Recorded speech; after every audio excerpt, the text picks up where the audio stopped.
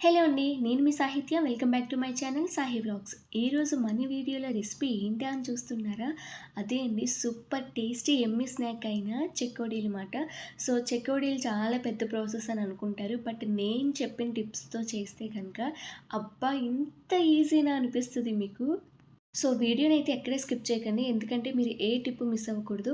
బయట మనకు sweet shop స్టైల్‌లో దొరికే చెకోడీలని ఎంచక్కా మనం ఇంట్లోనే ఈజీగా ప్రిపేర్ చేసేసుకోవచ్చు. అండ్ హ్యాపీగా ఈవినింగ్స్ అయితే స్నాక్స్‌లా తినేయొచ్చు.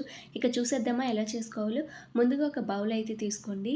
ఇప్పుడు ఈ కప్పు నిండా మైదా పిండి అయితే తీసుకోండి. మనం స్వీట్ షాప్ స్టైల్‌లో చేస్తున్నాం కాబట్టి మైదా పిండి యూజ్ చేస్తున్నాము. నిజానికి చెప్పాలంటే బియ్యపు పిండి కంటే కూడా మైదా పిండి చెకోడీలు చాలా బావుంటాయి. ఇలా పిండిని ఒక కప్పు నిండా వేసుకున్న తర్వాత ఇలా దగ్గరికైతే పిండిని నొక్కండి. కొంచెం మనకి కప్‌లో ప్లేస్ ఉంటుందన్నమాట. దాని తర్వాత మీరు మళ్ళీ కొంచెం పిండిని యాడ్ చేసుకొని మళ్ళీ సేమ్ కప్పుకి లెవెల్ చేయండి. అలా అయితేనే మీరు కరెక్ట్‌గా ఒక కప్పు మైదా పిండి తీసుకున్నట్టు కరెక్ట్ మెజర్‌మెంట్ అయితే ఉంటుంది. మనం ఇలా ప్రెస్ చేసి తీసుకోకపోతే మనం ఒక కప్‌కి ముప్పావు కప్పు వాటర్ అయితే తీసుకోవాల్సొస్తుందండి. అదే ఇలా ప్రెస్ చేసి పిండి యాడ్ చేసుకుంటే గనక ఒక కప్పుకి ఒక కప్పు వాటర్ అయితే యాడ్ చేసుకోవచ్చు. ఇప్పుడు ఈ కప్‌లో ఉన్న మైదా పిండిని ఒక ప్లేట్‌లోకి తీసుకొని పక్కన పెట్టేసుకోండి. మనం ఏ కప్పుతో అయితే మైదా పిండిని తీసుకుంటున్నామో ఆ కప్పుతోనే మనం వాటర్ వేసుకోవాలి.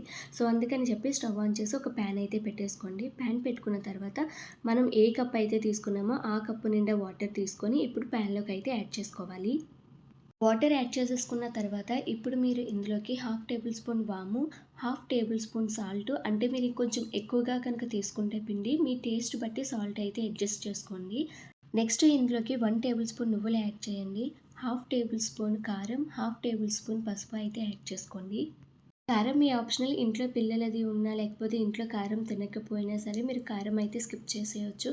బట్ పసుపు మాత్రం కంపల్సరీ. కలర్ మనకి ఇచ్చేది పసుపే కాబట్టి పసుపు అయితే ఖచ్చితంగా యాడ్ చేసుకోండి. నెక్స్ట్ ఇందులోకి కంపల్సరీగా వేయాల్సింది ఘీ అండి. ఘీ అయితే అస్సలు స్కిప్ చేయొద్దు. ఘీ ప్లేస్‌లో మీకు బటర్ ఉన్నా సరే యాడ్ చేసుకోండి, పర్వాలేదు. ఘీ యాడ్ చేయడం వల్ల ఏమవుతుంది అంటే మనకు చెకోడీలు చాలా గుల్లగా వస్తాయన్నమాట. సో, ఇవన్నీ యాడ్ చేసేసిన తర్వాత నీళ్ళు ఇలా పైకి మరగాలన్నమాట, పొంగులొచ్చేలాగా. అలా మరిగిన తర్వాత మనం ఆల్రెడీ ప్లేట్‌లోకి తీసుకొని పక్కన పెట్టుకున్న మైదా పిండిని తీసుకొని ఇప్పుడు ఇందులోకి మీరు ఇప్పుడు పిండి కలిపేటప్పుడు మాత్రం మీడియం ఫ్లేమ్‌లో అయితే పెట్టుకోండి. ఒక పక్క పిండిని వేస్తూ మరో పక్క కలుపుతూ ఉండండి. దాని తర్వాత పిండి అంతా వేసేసిన తర్వాత స్టవ్ ఆఫ్ చేసేసి ప్యాన్ అయితే పక్కన పెట్టేసుకోండి. పక్కన పెట్టేసుకొని మొత్తం అంతా బాగా కలిసేలాగా అయితే కలిపేసుకోండి. చూసారా, ఎంత కలిపినా మనకి పిండి అయితే సరిగ్గా కలవలేదు. దీన్నైతే మనం వేడి మీదే ఒత్తుకోవాలి. చల్లారితే అస్సలు చెకోడీలు రావు. సో, దానికని చెప్పి మీరు తడి క్లాత్‌ని తీసుకొని ఇలా క్లాత్ పైన మీ చెయ్యి పెట్టి పిండినంతా బాగా ఒత్తుకోండి. ఇలా తడి క్లాత్ తీసుకోవడం వల్ల ఏమవుతుంది అంటే మన చేతులు కలవు. అట్ ది సేమ్ టైం మనము పిండినైతే బాగా ఒత్తుకోవచ్చుమాట. ఈ టిప్ అయితే చాలా బాగా పనిచేస్తుంది మీకు. ఇలా మనం ఒత్తుకున్న పిండినంతా ఇలా ఒక పెద్ద ముద్దలా అయితే చేసేసుకోండి. మనకి ఇంత సాఫ్ట్‌గా ఉండాలన్నమాట. టచ్ చేసామంటే అప్పుడే మనకి చాలా బాగా గుల్లగా వస్తాయి. ఇప్పుడు దీన్ని మీరు పక్కన పెట్టేసుకొని ఒక ప్లేట్ అయితే తీసుకోండి. సెకండ్ టిప్ వచ్చేసి జంతికల గొట్టం ఉంటుంది కదా! ఆ జంతికల గొట్టంలో మనకి జంతికలు వేసుకునే ప్లేట్ అయితే ఉంటుంది. సో, దాన్ని తీసుకొని మీరు జంతికల గొట్టంలోకి అయితే సెట్ చేసేసుకోండి. అండ్ దానికి మీరు కొంచెం నెయ్యి అయితే యాడ్ చేసేసుకోండి. నెయ్యి యాడ్ చేసేసుకున్న తర్వాత ఇప్పుడు యాడ్ చేసుకున్న నెయ్యిని జంతికల గొట్టం అంతా స్ప్రెడ్ చేసుకొని ఇలా మీడియం సైజు పిండి ముద్దనైతే తీసుకొని అందులోకి వేసుకొని మీరు ఇప్పుడు సన్నగా అంటే జంతికలు వేసినట్టు ఇలా పొడవుగా పిండిని నొక్కేసుకుంటే సరిపోతుందండి. ఇప్పుడు మనం ఈజీగా చెకోడీలని అయితే చుట్టేసుకోవచ్చు. చాలా ఈజీ. ఈ టిప్ అయితే చాలా బాగా యూజ్ అవుతుంది మీకు. అండ్ మనకి ఎక్కువ టైం టేకింగ్ కూడా పట్టదు. సో, మీ దగ్గర ఒకవేళ జంతికల గొట్టం లేకపోతే కనుక ఇలా చేయండి. కొంచెం పిండి ముద్దను తీసుకొని మన స్టవ్ పక్కన ప్లేస్ ఉంటుంది కదా! అక్కడ కానీ ప్లేట్ మీద కానీ మీరు ఇలా సన్నగా స్ప్రెడ్ చేస్తూ ఇలా రోల్ చేసుకుంటూ అయితే ఉండండి. సో, కొంచెం స్ప్రెడ్ అయిన తర్వాత మరీ లావుగా కాకుండా కాస్త సన్నంగానే అయితే తీసుకోండి. అండ్ పక్కనే ఆయిల్ కూడా పెట్టేసుకోండి. ఎందుకంటే ఇవన్నీ మనం చేసుకునేటప్పటికి అది కాస్త హీట్ అవుతుందన్నమాట. సో, లో ఫ్లేమ్‌లో అయితే పెట్టుకోండి. ఇదంతా చేసుకోవడానికి కాస్త టైం పడుతుంది కదా!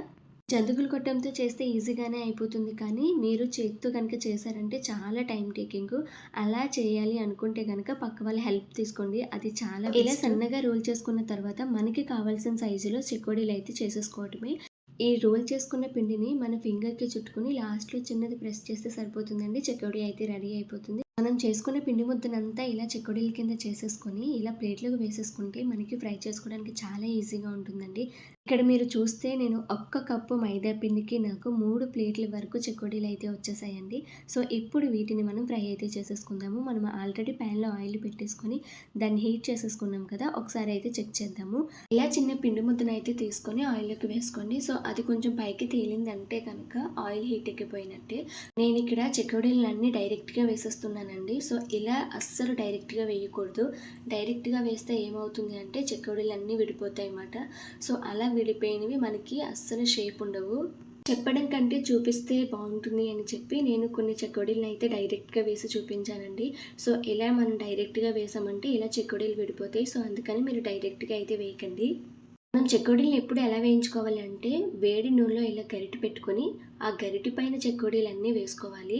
డైరెక్ట్‌గా చెకోడీలు వేసేస్తే ఏమైతాయంటే, చెకోడీలు బరువుగా ఉంటాయి కదా! సో, అడుక్కి వెళ్ళిపోయి, అంటుకుపోయి, తరువాత అవి విడిపోతాయన్నమాట. సో, అందుకని చెప్పి ఎప్పుడు చెకోడీలనైతే డైరెక్ట్‌గా వేయకూడదు.